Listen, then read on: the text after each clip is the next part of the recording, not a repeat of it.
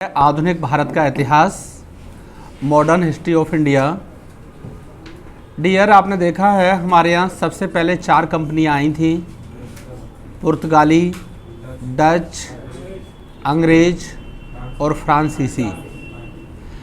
ये कभी कभी सवाल सिस्टमेटिक तरीके से क्रम में लगवाने को आ जाता है, तो आप याद कर लीजिएगा। हम लिखवाएंगे वैसे आपके नोट्स में PDAF, P for Portuguese, D for dense, A for अंग्रेज और F फॉर फ्रांसीसी। डियर, जब ये अंग्रेज व्यापार करने के लिए भारत में आए तो इनका मुख्य उद्देश्य ये था कि हमको व्यापार चाहिए, भूभाग नहीं चाहिए। धीरे धीरे इनकी स्थिति विचलित होती चली गई। इन्होंने रॉ मटेरियल्स को यहाँ से लिया और इंग्लैंड भेजना शुरू कर दिया। और एक हालात ऐसा हुआ कि उन्होंने चाहे तो कॉन्ट्रैक्ट के बेसिस पर खेती करना शुरू किया, ठेकेदारी प्रथा को, लैंड होल्डर सोसाइटी को ये डेवलप करते चले गए। और इन्होंने ऐसे हालात पैदा कर दिए जिसके आधार पर भारत के लोगों को बड़ी बड़ी प्रॉब्लम्स क्रिएटेड होने लगी। एक 1757 का प्लासी का युद्ध होता है। किसका? प्लासी का युद्ध, जिसमें ये क्लियर बोला जाता है कि ये छल का युद्ध था, धोखे से युद्ध था, ठीक है। और इन्होंने यहाँ ये लैंड के मालिक हो गए। और ये बोला जाता है कि सबसे पहले 1782 के युद्ध में इन्होंने अपने आप को यहाँ का वारिस घोषित कर दिया। प्रश्न यहाँ पर अगला ये पैदा होता है कि अंग्रेजी सत्ता का जनक कौन है? तो क्लाइव। किस पर टिक करोगे? क्लाइव। उसके बाद में असली वार होता है 1764 का, जिसको कहते हैं बक्सर का युद्ध। बक्सर का युद्ध ये आमने सामने की लड़ाई है और ये वास्तविक हकदार हो गए भारत में असली सत्ता के। और जैसे ये हकदार हुए, इन्होंने भारत का एक तरीके से एक्सप्लोटेशन यानी शोषण करना शुरू कर दिया। इन्होंने रेलवे का आविष्कार किया, डाकतार का आविष्कार किया। और रेलवे का जो उद्देश्य था वो रॉ मटेरियल को यहाँ से ले जाना, इंग्लैंड उस माल को भेजना और पक्के माल के रूप में भारतीय मार्केट में उतारना। और हालात ये ऐसे हुए कि भारत के जो छोटे छोटे कारखाने थे, हथकरघे कारखाने थे, वो सब क्या हो गए? ब्रेक हो गए। यानी आम आदमी भूखा मरने लगा। और कृषि खाद्यान्न फसलों की जगह पे इन्होंने कॉमर्शियल क्रॉप्स का करवाना शुरू कर दिया, यानी कैश क्रॉप्स। जैसे नील की खेती है, गन्ने की खेती है, अफीम की खेती है, ये सारी खेतियां इन्होंने शुरू कर दी। डियर, ये देखते हैं 1757 से लेके और 1857 तक छोटे छोटे युद्ध हुए। जैसे हो विद्रोह हुआ, मुंडा विद्रोह हुआ, चुआर विद्रोह हुआ, सन्यासी विद्रोह हुआ। लेकिन ये इजली गोइंग ऑन, इन्होंने इन विद्रोहों को दबा दिया। पहला विद्रोह जबरदस्त स्तर का होता है 1857 का। बड़े स्तर का जो कंपटीशन है उसमें पूछ लेता है कि भारत को बेखबरी के दौर में लूट लिया गया। भारत को बेखबरी के दौर में, यानी विदाउट जानकारी के, लूट लिया गया। यहाँ पे पूछता है कि ये समय कौन सा है? शिवम, कौन सा समय ये? 1757 से लेके 1857, यानी 100 साल तक भारत को लूटा गया। और किसी भी विद्रोह को इन्होंने सक्सेस नहीं होने दिया। इजली गोइंग ऑन ये दबा लेते थे। पहला जबरदस्त स्तर का विद्रोह होता है रिवॉल्ट ऑफ 1857, 1857 का विद्रोह। और डियर, जब ये 1857 का विद्रोह हुआ तो हम देखते हैं कि अंग्रेजों की नीतियों का जबरदस्त स्तर पर विद्रोह हुआ। आपने देखा है, एक मंगल पांडे का नाम सुनेंगे आप, ठीक है। मंगल पांडे ने विद्रोह कर दिया सेना में। और ये विद्रोह इस तरीके से हुआ कि क्वेश्चन पूछा जाता है कि सैनिक विद्रोह क्यों हुआ। अंग्रेजों के द्वारा जो सेना थी जो तैयार की गई, उसमें अधिकारियों की पोस्ट पर ब्रिटिश लोगों के लिए अपॉइंट किया गया और सैनिकों में भारतीय लोगों को अपॉइंट किया गया। और उसमें भी सैलरी में भी पक्षपात किया गया, चाहे वो हिंदू हो या मुसलमान हो। धार्मिक स्तर पर भी इनको क्या किया गया? क्रिटिसाइज किया गया। जैसे जो इनफील्ड राइफल थी, उसमें जो कार्टेज यूज होता था, उसमें ऊपर की जो कैप होती थी वो गाय और सूअर की चर्बी लगी होती थी उसमें। उसे मुंह से काटना होता था। तो ऐसी कंडीशन में आपने देखा है गाय हिंदुओं के लिए और सुअर मुस्लिम्स के लिए, ये दोनों धर्मों के अगेंस्ट था। इसको लेके विद्रोह हो गया, सैलरी को लेके विद्रोह हो गया। लेकिन हम देखते हैं कि इस विद्रोह को इजीली गोइंग ऑन लगभग दबा दिया गया। लेकिन जब भारत में जबरदस्त स्तर का अंग्रेजों का विद्रोह हो रहा था तो इसकी एक डेट फिक्स की गई कि अंग्रेजों के अगेंस्ट मिलकर पूरा भारत इस युद्ध में पार्टिसिपेट करेगा। सबसे बड़ी कमजोरी ये थी कि हम लोग आपस में बटे हुए थे।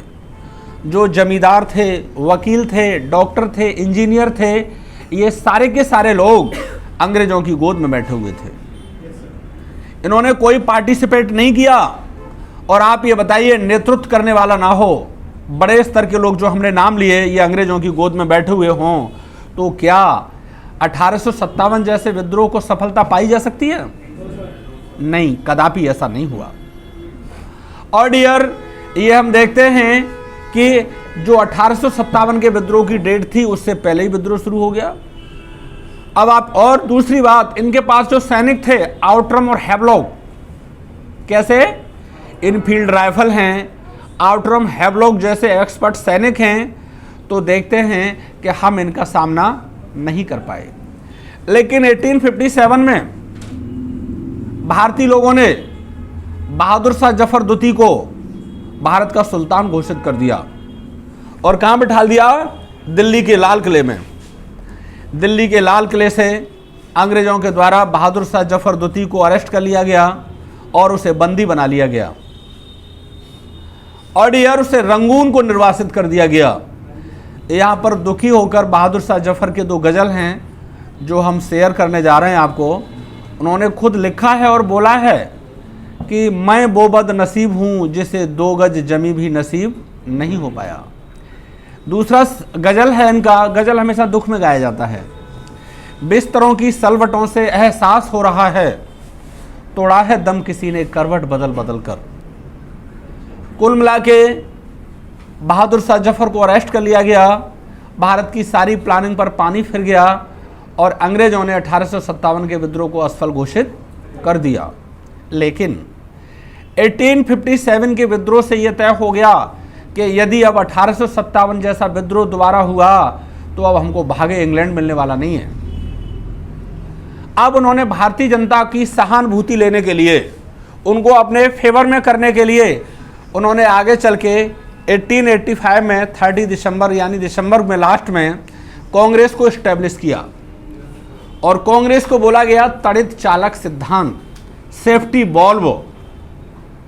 और यहाँ पर ICS officer, Indian civil officer, जो कि इटावा का कलेक्टर था, A.O. Hume, Allan Octavian Hume, इसको अपॉइंट किया गया और सेक्रेटरी के प्रोसेस में इसने कांग्रेस को इस्टेब्लिश कर दिया। और उसमें इसका ये मानना था कि ये भारत के लोग इस मंच के माध्यम से अपनी बात को रख सकते हैं। और अंदर से ये था कि इसमें अंग्रेज ऑफिसर होगा तो भारतीय लोग यदि शरारत करते हैं तो इस पर रहते हुए हमको पता चल जाएगा और 1857 जैसा विद्रोह होगा तो उसे दबा दिया जाएगा। डियर, पहली बार कांग्रेस के कुछ सम्मेलन अपॉइंट किए गए और ऐसी सिचुएशन में पहला बम्बई, दूसरा कलकत्ता, तीसरा मद्रास, चौथा इलाहाबाद, पांचवा बम्बई और छठा कलकत्ता। इसका पहला मुस्लिम अध्यक्ष जो होता है वो होता है बदरुद्दीन तैयब। कौन? बदरुद्दीन तैयब। और पहला अंग्रेज अध्यक्ष होगा जॉर्ज यूले। कौन? George Yule.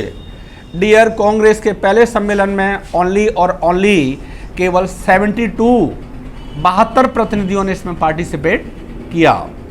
धीरे धीरे ये कांग्रेस का मंच बड़ा एस्टेब्लिश होता चला गया। धीरे धीरे क्या हुआ? कांग्रेस का मंच बड़ा एस्टेब्लिश होता चला गया और इसमें लोग जुड़ते चले गए। इसकी सदस्यता लेने के लिए चवन्नी रखा गया। कितना? चवन्नी समझे हैं आप? 4 आना, ठीक है। और लाखों रुपया फंड में आ गया। अब डियर, यहां से धीरे धीरे हम बढ़ेंगे तो इस वक्त एक बड़े स्तर पर कोई नेतृत्व करने वाला नहीं है।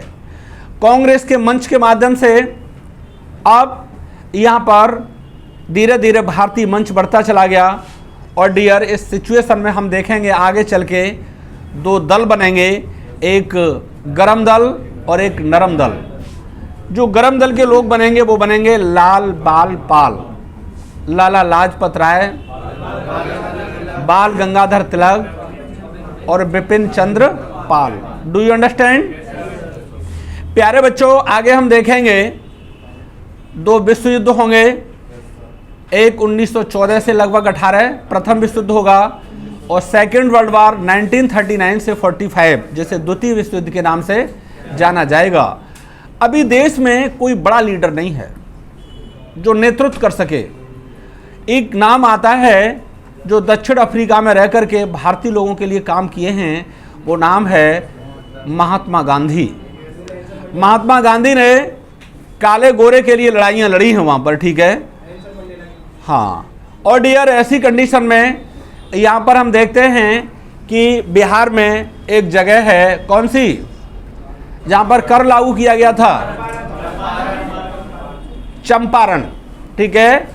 और चंपारण में डियर हम देखते हैं टैक्स इम्पोज कर दिया गया और वहाँ पर एक पद्धति अपना दी गई, तिनकठिया पद्धति।